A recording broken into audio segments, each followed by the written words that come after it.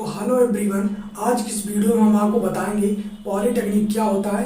Polytechnic से related हम इन सभी क्वेश्चनों का जवाब आज की इस वीडियो में आपको देंगे। इसके बावजूद भी मान लीजिए आपके मन में कोई डाउट रह जाता है पॉलीटेक्निक से रिलेटेड, तो आप कमेंट करिएगा, मैं आपको जरूर रिप्लाई दूंगा और आपका डाउट क्लियर हो जाएगा। तो पहले आप देख लेते हैं वीडियो शुरू करने से पहले आज की इस वीडियो हम क्या क्या देखेंगे पॉलीटेक्निक से रिलेटेड। तो देखिए, पहला क्वेश्चन रहेगा हमारा, पॉलीटेक्निक होता क्या है, क्वालिफिकेशंस क्या चाहिए पॉलीटेक्निक करने के लिए, कितने साल का कोर्स होता है, एडमिशन का प्रोसेस जो होता है वो कैसे होता है, फीस कितनी होती है, कौन कौन से कोर्स होते हैं जब आप पॉलीटेक्निक की पढ़ाई करते हैं तो उस पर कौन कौन से कोर्स होते हैं, एंट्रेंस एग्जाम जो होता है उसका सिलेबस क्या होता है, पॉलीटेक्निक के बाद हम क्या क्या कर सकते हैं, सैलरी हमको कितनी मिलती है, टोटल सेमेस्टर कितना होता है और इसके फायदे क्या हैं। ठीक है, तो इन सभी क्वेश्चन का जवाब आज की इस वीडियो में मिलेगा। तो विदाउट टाइम वेस्ट किए हम चलते अपने पहले क्वेश्चन की तरफ कि पॉलीटेक्निक क्या होता है। तो दोस्तों देखिए, मैं आपको बता दूं पॉलीटेक्निक जो होता है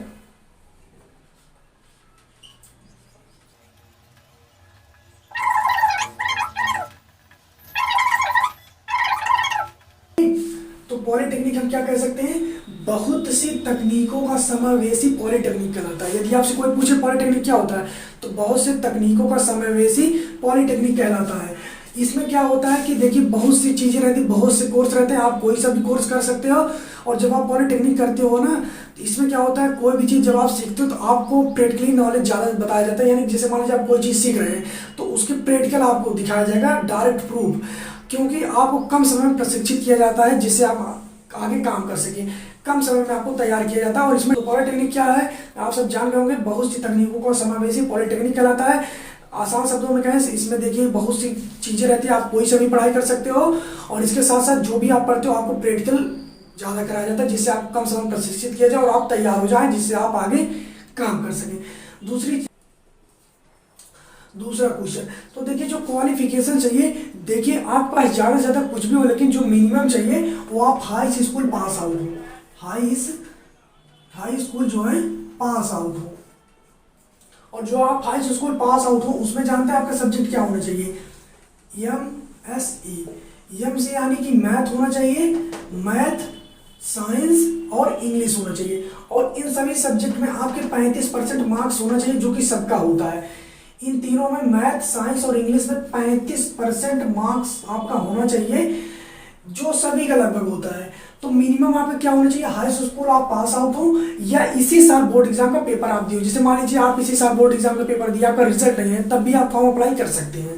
ठीक है, तो आपका सब्जेक्ट यही होना चाहिए, मैथ, साइंस, इंग्लिश, और आपको कम से कम 35% मार्क्स होना चाहिए। अब आपका इससे ज्यादा कुछ भी, अगर आप इंटर पास आउट हो तब भी से, बीए बीएससी कर रहे हैं तब भी सही है, लेकिन कम से कम इतना तो होना चाहिए।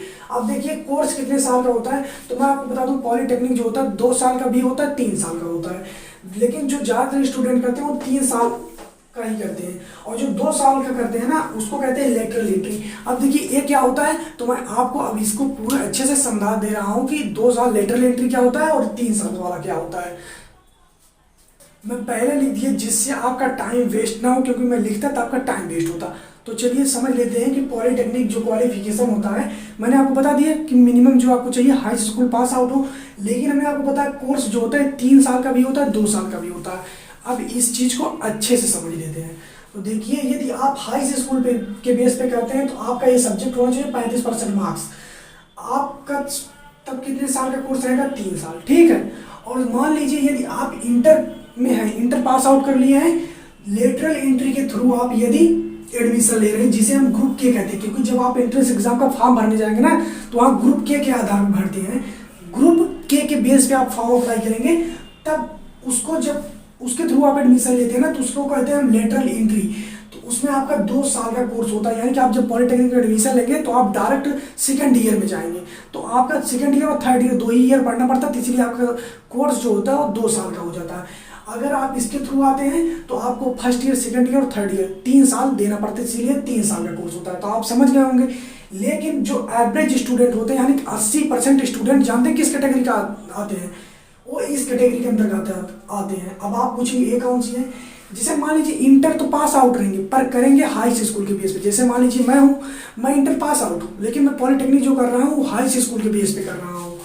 इंटर पास आउट हूँ लेकिन हाई स्कूल के बेस पे करूंगा, यानी कि 3 साल का कोर्स। तो 80% स्टूडेंट इसी के कैटेगरी में आते हैं, 80% इससे आते हैं, 10% इससे आते हैं, 10% इससे, ठीक है। 80% स्टूडेंट इसी से आएंगे, यानी कि इंटर पास आउट आएंगे, पर करते जो है पढ़ाई वो हाई स्कूल के बेस पे, यानी कि 3 साल। और जो लेटरल एंट्री वाले आते हैं वो 2 साल का, और जो हाई स्कूल के बेस पे आएंगे वो तो उनका 3 साल का तो रहेगा ही रहेगा। ITI वाले जो भी होते हैं वो भी इसी कैटेगरी के अंतर्गत एडमिशन लेते हैं अपना, तो उनका भी 2 ही साल का होता है।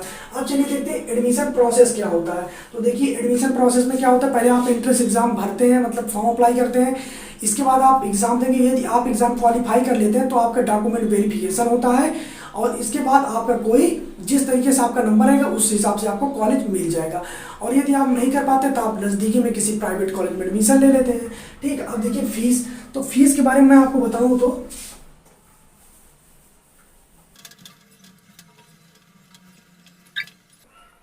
अब चलिए देखते हैं फीस कितना होता है। तो देखिए जो फीस होता है 2 चीज़ों पे निर्भर करता है, आपका कॉलेज कैसा है, ठीक है, गवर्नमेंट है प्राइवेट है, ठीक है, गवर्नमेंट है प्राइवेट है। यदि आप किसी गवर्नमेंट कॉलेज से मतलब पॉलिटेक्निक करते हैं तो देखिए मैं यूपी का बता रहा हूँ, यूपी का ये लगभग ऑल ओवर स्टेट का यही होता है।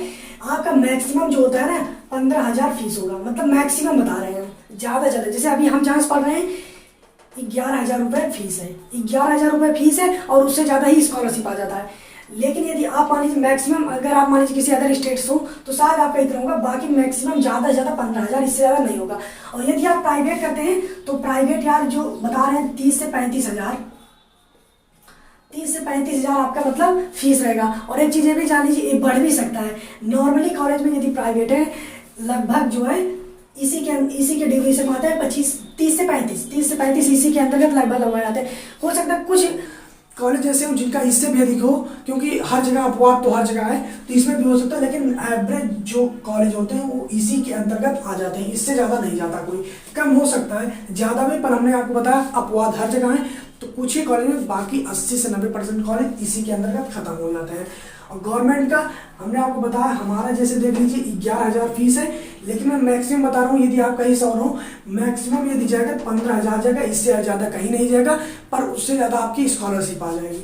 अब देखिए कौन कौन से कोर्स होते हैं, इसके बारे में आपको अच्छे से बता दूँ। तो देख लीजिए क्वेश्चन नंबर 5वां है, कौन कौन से कोर्स होते हैं, तो आंसर आपका देख लीजिए। देखिए जो पॉलिटेक्निक होता है इसमें बेसिकली कुछ कोर्स ज़्यादा, मतलब जो स्टूडेंट होते हैं ना 70% जान लीजिए स्टूडेंट इसी कुछ मतलब कोर्स के अंतर्गत ही आ जाते हैं। जैसे देखिए सिविल होता है, इलेक्ट्रिकल होता है, मैकेनिकल होता है, इलेक्ट्रॉनिक्स होता है, ठीक है। तो अब हम आपको बताते हैं कौन कौन सा होता है और कैसा होता है, ठीक है। तो देखिए सिविल एक होता है, civil engineering, electrical engineering, mechanical engineering.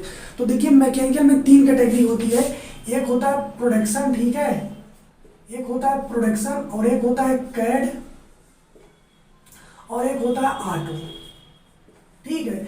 तो एक होता है सिविल इंजीनियर, एक होता है इलेक्ट्रिकल, एक होता है मैकेनिकल। अब मैकेनिकल में भी 3 होता है, एक होगा प्रोडक्शन, एक होगा कैड, एक होता है ऑटो। प्रोडक्शन में आपको उत्पाद के बारे में समझाया जाता है, कोई चीज़ कैसे बनता है और उसका उत्पादन कैसे होता है। कैड में आपको कंप्यूटर डिजाइन के बारे में बताया जाता है। ऑटोमोबाइल में क्या होता है, आपको गाड़ी वाड़ी के बारे में बताया जाता है। तो ठीक, अब इसके बाद इलेक्ट्रॉनिक्स भी होता है, IT भी होता है। तो ये जो 3 है, ये कुछ ज़्यादा, ये ज़्यादातर स्टूडेंट इसी के अंतर्गत करते हैं। लेकिन मैं आपको इसके अलावा बता दूं, जैसे देख लीजिए टेक्सटाइल जो होता है, यह भी बढ़िया कोर्स होता है। और आप कोई सा भी कोर्स करते हैं, अगर आपका कॉलेज अच्छा है तो आपका निश्चित तौर पर प्लेसमेंट होगा। और मैं आपको कोर्स है जिनको बहुत कम लोग करते हैं, उसमें भी प्लेसमेंट होते हैं और अच्छे खासे प्लेसमेंट होते हैं, बस केवल आपका कॉलेज अच्छा होना चाहिए बस। तो आप समझ गए कोर्स क्या क्या होता है। इसके अलावा बहुत से कोर्स होते हैं, एक दो नहीं बहुत ज़्यादा होते हैं, लेकिन मैं तो इन्हीं को बताया जिससे ज़्यादातर स्टूडेंट करते हैं। और इसके बाद फिर एक बता देखिए एंट्रेंस एग्जाम का सिलेबस। तो देखिए मैं एंट्रेंस एग्जाम के सिलेबस के बारे में बता रहा हूँ, एक बुक है, उसी बुक को मंगा के पढ़ लीजिए, आपका क्लियर हो जाएगा, क्योंकि मैं भी उसी से क्लियर किया हूँ। अब देखिए पॉलिटेक्निक के बाद क्या करें, तो दोस्तों मैं आपको बताना चाहता हूँ पॉलिटेक्निक के बाद आप क्या कर सकते हो। आपके पास 3 ऑप्शन होता है, या तो आपके पास 3 ऑप्शन होता है पॉलिटेक्निक करने के बाद, या तो आप जॉब करें और आपका आगे मन ना हो नहीं मुझे नहीं पढ़ना है तो आप मत पढ़िए, ठीक है। एक होता है जॉब, एक होता है कि आप जॉब भी करें, जेईई की तैयारी भी कर सकते हैं किसी कॉम्पिटिटिव एग्जाम की, ठीक है। और इसके बाद आप बीटेक भी कर सकते हैं। यदि आप पॉलिटेक्निक के बाद बीटेक करेंगे तो जिस तरीके से हमने आपको बताया जो 12th के अंतर्गत आते हैं लेटरल एंट्री कहते हैं, ठीक उसी प्रकार से जब आप पॉलिटेक्निक करके बीटेक करने जाते हैं तो आप जब एडमिशन होता है तो आपका लेटरल एंट्री के थ्रू होता है। बीटेक 4 साल का होता है, लेकिन जब आप पॉलिटेक्निक करके जाएंगे बीटेक करने तो आपको 3 ही साल देना पड़ेगा, यानी कि आप डायरेक्ट बीटेक के सेकेंड ईयर में एडमिशन लेते हैं, यानी कि आपको 3 ही साल का बीटेक करना रहेगा। यानी कि यदि आप जॉब करते हैं तो वो सब ठीक है, लेकिन आप बीटेक करेंगे तो आपको 3 ही साल लगेगा। और यदि आप सोच रहे हो जेई की तैयारी, यहाँ मुझे जॉब नहीं लिखना चाहिए था, जेई लिखना चाहिए। अगर आप जेई की तैयारी सोच रहे हैं तो भाई ये बिल्कुल मत करना, ठीक है।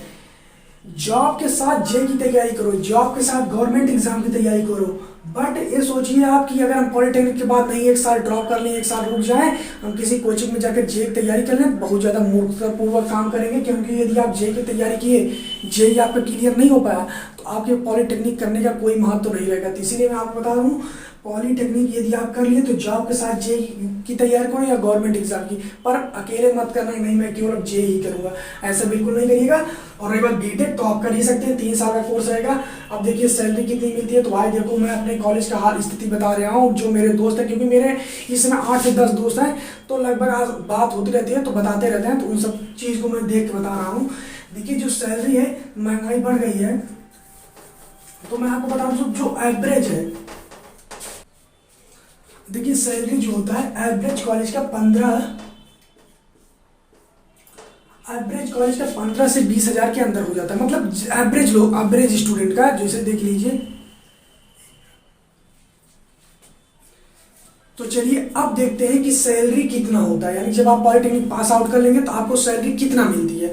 तो देख लीजिए, मैं आपको बता दूं, देखिए कोई भी कॉलेज होता है तो जो उसके ज़्यादातर स्टूडेंट जाते हैं वो किस कैटेगरी के बीच में रहते हैं, मैं आपको बता दूं 15 से लेकर 20 हजार के बीच में आपका शुरुआती रहेगा। इसमें आपका कुछ भी हो सकता है, 16 भी हो सकता है, 17 भी हो सकता है, ठीक है। इस एवरेज स्टूडेंट इसी के अंतर्गत रहेंगे। अब देखिए जैसे, और कॉलेज में जो होता है मैक्सिमम की बात करें तो कहीं कहीं भाई 24,000 चला जाता है मैक्सिमम। अभी हमारे कॉलेज की मैं बात कर रहा हूँ, 24,000 चला गया मैक्सिमम। तो मैक्सिमम की बात नहीं कर रहे हैं, ना मैक्सिमम का ना मिनिमम का, लेकिन जो आपका एवरेज मिलता है वो इसी के बीच में रहेगा, बस इतना जान लीजिए। सैलरी जो आपकी होती है 15 से लेकर, और इसमें भी मतलब 15 से 18 के बीच में ही रहता है, 20 ना लिख के 18 लिखिएगा, ठीक है। 15 से लेकर 18 हजार के बीच में रहेगा एवरेज स्टूडेंट का सैलरी। इसके बाद देखिए, इसके देखिए टोटल सेमेस्टर कितने होते हैं, मैं आपको बता दूं पर ईयर हर एक साल में 2 सेमेस्टर एग्जाम होते हैं, यानी कि हर 6 मंथ पे 1 सेमेस्टर, ठीक है। तो टोटल 3 साल का कोर्स आपका हो गया, 1 साल में अगर 2 सेमेस्टर तो 3 साल में टोटल 6 सेमेस्टर होते हैं। फायदे यही होता है, देखिए भाई यदि आप किसी नॉर्मल फैमिली से बिलोंग करते हैं, जैसे कि हम सब जानते हैं, जैसे कि हम सभी लोग जानते हैं, जो इंडिया के लोग हैं, ज़्यादातर हमारे देश के लोग गांव में ही निवास करते हैं। गांव के लोगों की इनकम कितनी ज़्यादा है हम सभी को मालूम है। तो यदि आपके पास जान लीजिए पैसे की कमी है, ठीक है, तब भी आप पॉलिटेक्निक कर सकते हैं, कम पैसे में हो जाते हैं। जैसे मैंने आपको बताया कि मैक्सिमम 11 हजार रुपये में होता है, लेकिन हम मैक्सिमम बताएं 15 हजार, बाकी आपका नॉर्मल 11 हजार में गवर्नमेंट कॉलेज में एडमिशन हो जाएगा। उससे ज़्यादा आपकी फीस आ जाती है, उससे ज़्यादा आपकी स्कॉलरशिप आ जाती है। केवल आपको रूम का रेंट, अपना पर्सनल खर्चा देखना पड़ता है। इसके बाद आपका 3 साल में क्लियर हो जाता है। इसके बाद आप जॉब कर सकते हैं और एक अच्छी खासी जॉब पा सकते हैं। और इसके बाद यदि आपके अंदर टैलेंट है, आप लगातार मेहनत करते रहेंगे तो आपका लगातार मतलब उसमें प्रमोशन ही होता रहेगा, आप अच्छे लेवल पे पहुंच जाएंगे। पॉलिटेक्निक, और जिसे मान लीजिए आप बीटेक भी अगर आप करना, जैसे आप हाई स्कूल के बाद पॉलिटेक्निक कर लीजिए, इसके बाद आप बीटेक भी कर सकते हैं, तो आप सेकंड ईयर में डायरेक्ट एडमिशन ले सकते हैं। और इसके बाद मान लीजिए जैसे मान लीजिए कि आप कम पढ़ना चाहते हैं, ज़्यादा पढ़ाई में इंटरेस्ट नहीं है, तो पॉलिटेक्निक भी कर लेंगे, तो इसके बाद नौकरी के लिए भटकना नहीं पड़ेगा, मजदूरी कहीं नहीं करना पड़ेगा, कोई एक लेबर की नौकरी मिल जाएगी और आपके अंदर जैसे टैलेंट रहेगा आप उसी तरीके से आगे बढ़ते जाएंगे। तो दोस्तों मुझे लगता है पॉलिटेक्निक से रिलेटेड इन सभी क्वेश्चनों का जवाब हमने अच्छे तरीके से दे पाया है। यदि आपको अच्छा लगा ये वीडियो, मेरी मेहनत आपको अच्छी लगी हो, तो अपना फीडबैक जरूर दीजिएगा, चाहे कमेंट करो, चाहे लाइक करो, चाहे सब्सक्राइब करो, जो मन करे वो करो, पर अपना फीडबैक जरूर दो। और यदि कोई सुझाव देना चाहते हैं वीडियो से रिलेटेड, किस तरीके से बनाओ उस तरीके से बनाओ, तो आप जरूर हमें सुझाव दीजिएगा। आपका लास्ट तक वीडियो देखने के लिए आभार।